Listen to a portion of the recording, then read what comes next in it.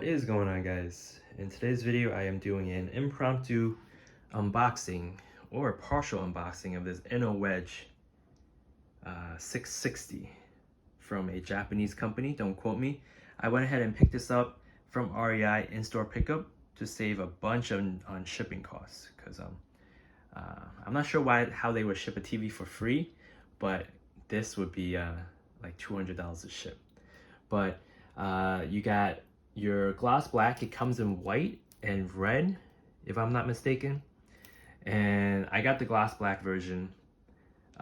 Chrome or chrome plated on the side and the handle. You got your locking mechanism on this side, driver's side, and also the passenger side. Really sleek design, kind of like a torpedo slash like a bullet design. Seems very aerodynamic. On the underside, on the carriage, not even sure if you could call these vortex generators, but it seems like it's gonna be very proficient in airflow. You got your fins on the bottom. As you can tell, it's being held up by a workout bench. It's not too heavy at 40 pounds or so, I believe. It feels like 40 pounds. You definitely need two people to handle it based on its size.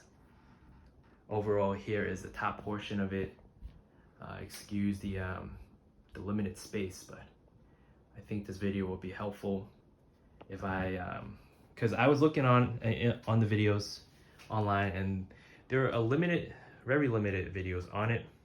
Some are very informative, so I guess I would throw my video into the database and hopefully help someone else.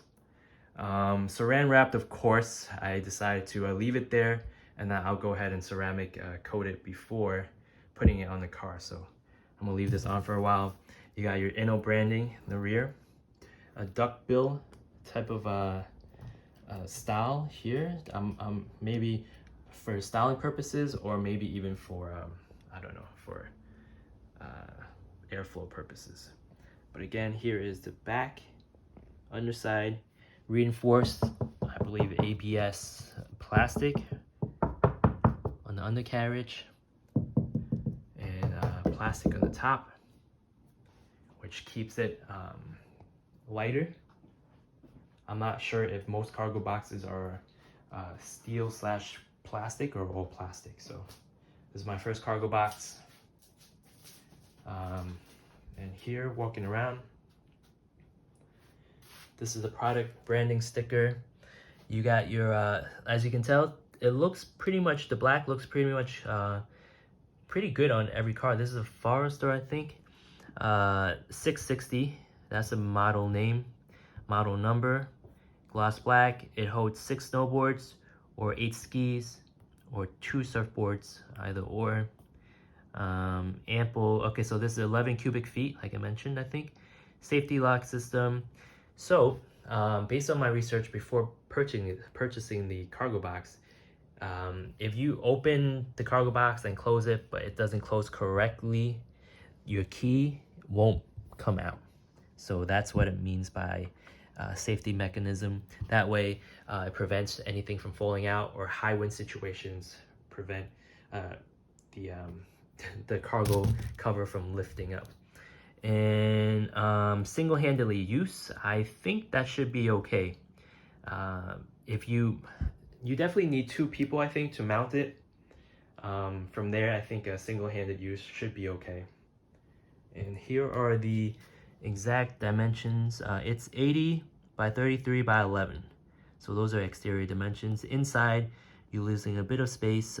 72 by 25-ish by almost 9 feet in height. And then from there, it is technically 42 pounds. All right, and it has the memory the mounting brackets. It's memory mounted, meaning once you set it to the circumference of your cargo rack of choice, then basically that's a set it and forget it type of situation, unless you move to a different vehicle. And then it makes mounting much easier. And on the side, you have warning precautions in Spanish, and I believe it's English on the other side. All right, I will go ahead and find the keys. The key should be taped on the box to the side according to the REI staff. And basically this could barely fit in the car. So they unboxed it at the store, and then I'm trying to find right here. The keys are right here. And these are the instructions in English. Wait, that's not English. Anyway, oh, right there, that's English. So it tells you how to mount the car, and I will go ahead and take the keys out.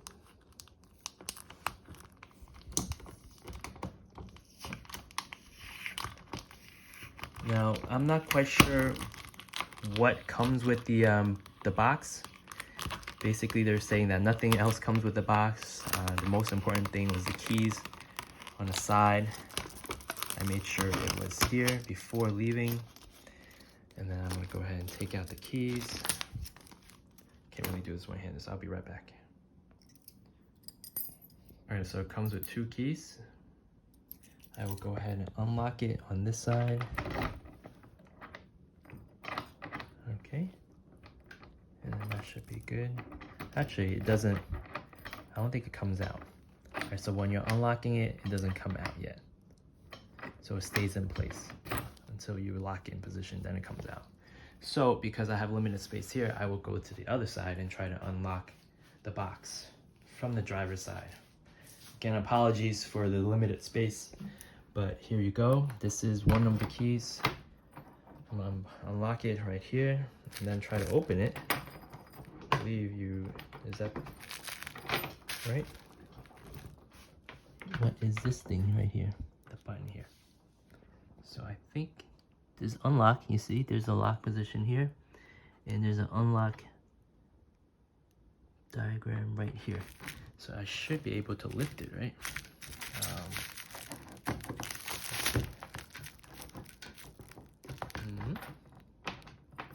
Oh, actually, because I pressed this, I think I'm not able to lock it anymore. So, be right back. All right, so here's how you open it. Basically, you have your keys here. You push it and then you turn it to unlock position. There is a black button here that you push. It opens it up. It allows you to open it. Basically, you just lift up. So, there you go. Here you go. Here's what's basically inside. You got your locking brackets, I'm assuming. And this box right here is just for, I think, rigidity purposes. So it doesn't collapse. So more of a reinforced cardboard box. These locking tabs basically goes here along this weather sealed stripping. So nothing or less debris will come in, and less dust. Here's another track.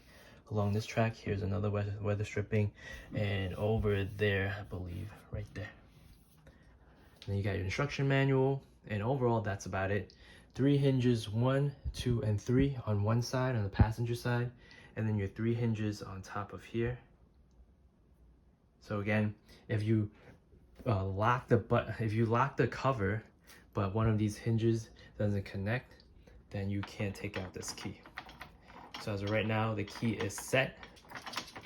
So the only time you can pull out your key is if everything, I guess these hinges are set to closed positioning.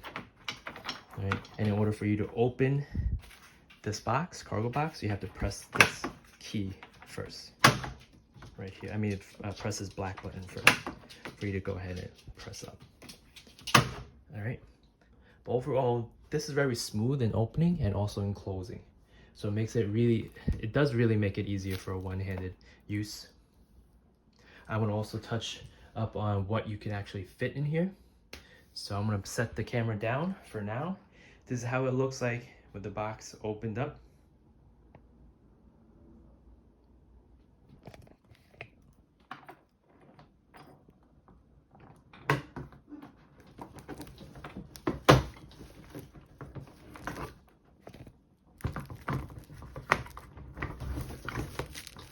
Now for one-handed use, you could do it, especially if you have this secured on a roof rack. Right now I have the base is not secured. The cargo box is not secured to its base, so it's hard to do it, especially with the saran wrap here. But a one-handed use is definitely doable right here. But I'm gonna go ahead and just close it up. All right, everything is good, and then pulls out. All right, let's save for video purposes. And then if you don't press this button, you're not able to open it right here. So you have to press this button here and open it up like so, like even like right now. And then from here, I will go ahead and demonstrate. If you secure one latch inside and then the middle latch, but not the third latch, then this is not gonna come out. It's not gonna lock. It's not gonna turn until you press this side down, clicks, locks.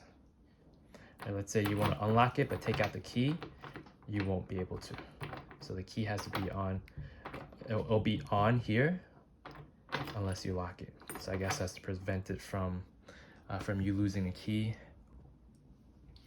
So for our intent and purposes, we are going to use the box just for like your everyday use, everyday groceries, your diaper bags, some Costco runs, versus putting snowboards or surfboards on it. Our golf, the hatchback, is taken up by the twin stroller, so that's why we are doing this. So you have, like, let's say you have a backpack or whatnot. I'm gonna try to put all kinds of normal stuff here. You got the 168 count. Let's see if it goes ahead and fits in here. And let's see, we have, I don't know, like your regular Bounty rolls, etc. Right? And just, I don't know, maybe 4mm boxes. And we're gonna go ahead and maybe try to seal it. This might be a little bit too tall, to be quite honest, but we'll try it. It is only 11 cubic feet. So in order to close it, we are going to pull this down. This down. Yep. It's not gonna fit for the diaper boxes. Diaper runs are still gotta be, we gotta go solo for the most part.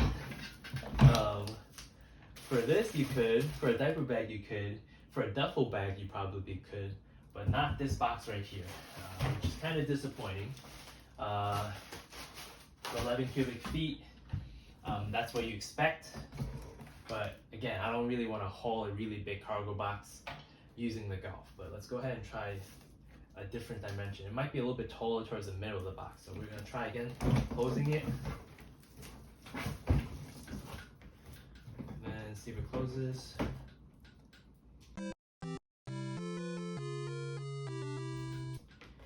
Pretty sad it doesn't close, but at least you get the view of in general, what you could really use it for. So, having said that, I have a suitcase here, TSA approved for carry-on. I highly doubt it's gonna go ahead and fit and close. Well, it's gonna fit, but I don't think it's gonna close up. So, let's try this once more. Yeah, it's actually too tall. So, like the product states, the height of this should be 8.5 inches. So basically everything more than 8.5 or 8 inches will be a negative. But I think you guys get the point. I'm just gonna close it up right now. Right. And then make sure that the hinge is closed. 1, 2, 3. That's it. Right? You definitely fit inside. Other than that, let me know on the comments below whether or not this video was helpful. I definitely did a lot of research and decided that this would be the cargo box for me. And based on that, I'm going to sign off. And again, thank you for watching. I'll see you guys in the next one.